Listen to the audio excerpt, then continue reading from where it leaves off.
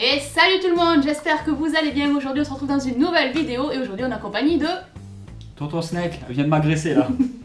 Eh salut tout le monde, j'espère vraiment que vous allez bien. On se retrouve pour une nouvelle vidéo. On va vous faire plaisir aujourd'hui parce que ça m'a été demandé. Si tu connais pas Tati Célie, c'est la Tati de la chaîne YouTube.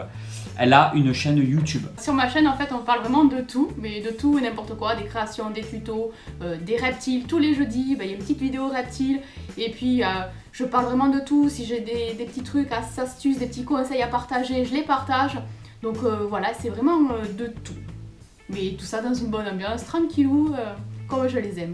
Je sais pas, tu vois, avec ma casquette et tout, je me sens puissante. Oh, je crois qu'il m'aime pas. Il me voit jamais en fait, je m'en occupe pas beaucoup. C'est très très rare. Et il est assez craintif. Il aime surtout Tati. En fait, il faut y aller vraiment tranquille. Qu'il ait ses poings au niveau des pattes, avant et arrière. Et vraiment qu'il ait quelque chose pour se supposer même le ventre. Qu'il n'y ait pas juste deux extrémités, donc en haut et au niveau de l'arrière. Non, en fait, ben là, du coup, il se demande qu'est-ce qui se passe, pourquoi je l'ai sorti, qu'est-ce que c'est que cette lumière. Mais après, il est tranquille. Franchement, si on le prend tranquille, il restera tranquille. Si on commence à hésiter, le pousser un peu ou quoi, je pense que ça peut le déranger tout simplement et qu'il puisse avoir un autre comportement. Mais en fin de compte, en le prenant vraiment par-dessous, tranquille, sous le vent, j'ai jamais eu de problème. Bon après, c'est vrai que là, il a fait un peu le fouisseur. Ouais, en fait, c'est un reptile qui s'enfouit beaucoup dans le substrat. Peu importe le substrat, il va avoir tendance à essayer de creuser un petit peu dedans. Donc au niveau de ses narines, c'est vrai qu'il est un petit peu sale parce qu'il creuse. Ouais, il s'enfouit, ouais. Et en plus, même le substrat. Le Donc, il faut substrat, le je mets contrôler. pas juste une petite couche, je mets quand même la dose au niveau du substrat pour qu'il puisse quand même se glisser un petit peu. Est-ce que tu aurais des conseils? Est-ce que pour toi, tu le conseillerais aux débutants? Oui, c'est une espèce aux débutants. Après, comme je disais dans mes vidéos, c'est vrai que là, lui, il est vraiment tranquille, il est vraiment pépère. Alors que j'en ai un autre qui est un peu plus craintif. C'est-à-dire que au tout début, quand on l'a eu, il gonflait, il soufflait, il ouvrait la gueule. Donc, Ouais, il a toujours eu ce comportement-là. voilà, le truc c'est qu'il faut essayer de le comprendre et y aller doucement. L'autre, je peux pas le faire comme ça, le soulever comme Tilt, puisque je l'ai surnommé Tilt. Pourquoi, je sais pas, c'est une intuition. Tilika. Voilà. Tilika, donc Tilt, je pense que c'était un peu pour ça, non? Ouais, je pense, mais après, voilà, ça m'est venu comme ça. Et en fin de compte, l'autre, il est beaucoup plus craintif, donc je peux pas me permettre de le soulever comme ça et le laisser comme ça en hauteur. Bien que si on y va tranquille, il restera tranquille. Mais lui il est un peu plus posé. C'est-à-dire qu'en fait en général ça dépend vraiment de tous les individus, même si ça reste un tilika et que ça reste un animal docile, faut quand même y aller tranquille et ne pas avoir peur. C'est vrai que si on fait des gestes brusques ou quoi, il peut se comprendre qu'en fait il y a un problème. Donc se méfier et peut-être se mettre en garde et peut-être souffler ou se gonfler. Moi j'y vais tranquille et ça s'est toujours bien passé et aucun des deux ne m'a jamais mordu. Pourtant, c'est moi qui fais tout. Donc le nettoyage, le nourrissage. Quand vraiment il faut prendre des bains, je vais faire prendre des bains. Au niveau de la mue et tout, bon, j'ai jamais eu de problème non plus. Mais je vérifie parce que même au niveau des pattes, ils ont des petites griffes, je sais pas si vous verrez. Et en fin de compte, il veut rebroucher le chemin. Et en fin de compte, si on laisse des bouts de mue au niveau des bouts de la queue ou au niveau des griffes, ben, ça peut être très mauvais pour lui. Donc ça peut après lui enlever le membre et tout, donc ça peut avoir des conséquences un peu plus dramatiques. Ce que tu as envie de dire, c'est que s'il a des bouts de mue au niveau des pattes, ça peut faire un garrot. Oui, voilà, donc c'est le ça. sang s'empêche de passer, il peut perdre le membre.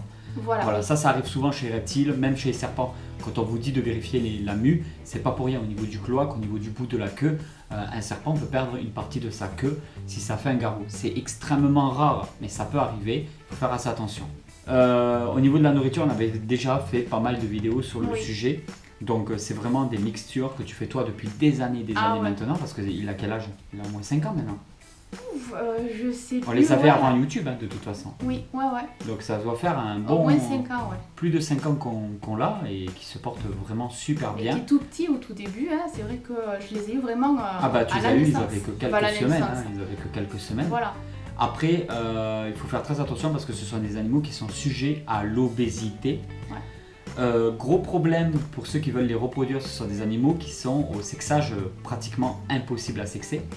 Le seul moyen de savoir, c'est de les mettre ensemble et de voir le comportement, sachant qu'ils peuvent se battre en étant ensemble. Même ils peuvent très bien s'entendre pendant plusieurs semaines, voire des années, et du genre même péter un câble et s'entretuer. Donc le mieux, c'est de les faire vivre vraiment seuls, de les mettre ensemble que pour les reproductions. Nous, on n'a jamais essayé. Non. C'est assez difficile parce qu'il faut être sûr d'avoir le couple. C'est pas facile à savoir. C'est pas possible de les sexer en étant jeune, donc c'est un peu du pile ou face. Mais par contre, la particularité, c'est que c'est vivipare. C'est-à-dire que les bébés vont sortir, c'est vivipare ou ovovivipare. Et dans tous les cas, les bébés, ils sortent, soit ils sont protégés par une petite membrane ou non, mais en tout cas, quand ils sortent, ils sont aptes à se nourrir et il faut directement, on peut les séparer des parents. Oui, ils n'ont pas besoin de parents pour pouvoir commencer leur premier repas ou quoi. Voilà, c'est pas comme chez les mammifères, il n'y a pas le lait ou quoi que ce soit. Le sevrage. Voilà. Donc chez les reptiles, il n'y a pas ce côté-là, ils ont besoin des parents, quoi. Et là, en fait, vous voyez, je l'ai posé, mais il est tout posé partout. Donc pour lui, il n'a pas trop cette impression de vide. Et en fin de compte, il est tranquille. Il tire pas trop la langue, hein, parce qu'il a la langue bleue qui est magnifique. Ah, mais d'un bleu, mais vraiment, c'est super, j'adore. Une belle langue bleue pour essayer de capter un petit peu les molécules et tout. Et non, c'est super, j'adore ce côté langue bleue. Bon, après, par contre, c'est vrai que rester comme ça, les bras en l'air... T'inquiète, tu peux encore tenir un bon quart d'heure comme ça. Putain, je me fais les muscles.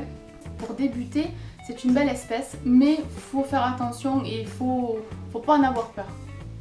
Mais là où je m'éclate aussi, c'est pour la nourriture. Franchement, l'alimentation, je m'éclate. Je varie tout le temps le fruit, la viande. Tu mets un peu de viande crue. Ouais.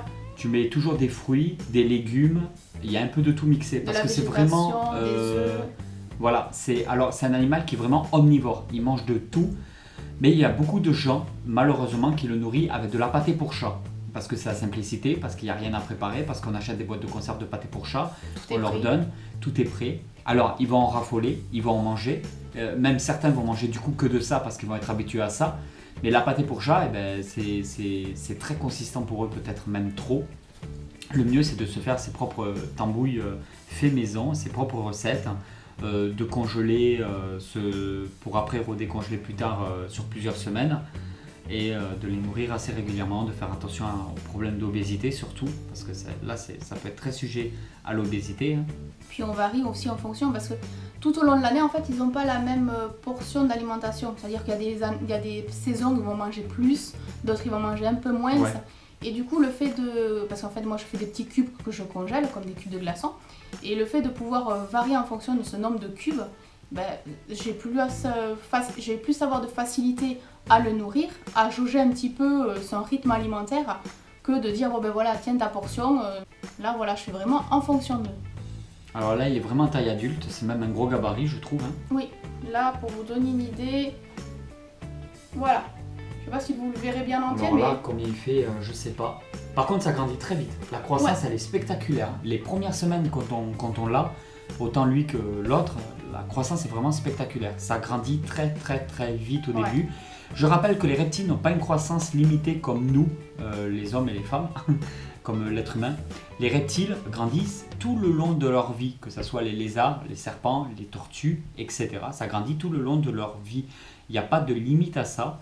Sauf que forcément au fur et à mesure du temps, ça grandira de moins en moins vite et il prendra de moins en moins. Mais il continuera à prendre, ça va se jouer sur des millimètres peut-être, mais il continuera à grandir tout le long de sa vie. Ouais. Et voilà tout le monde, j'espère vraiment que cette petite vidéo vous a plu. Si cette vidéo vous a plu, n'hésitez pas à mettre un petit like, un petit commentaire. On lira tous vos commentaires. Tu répondras à certaines personnes ? Ouais, je lirai et puis ouais, j'en répondrai à certaines.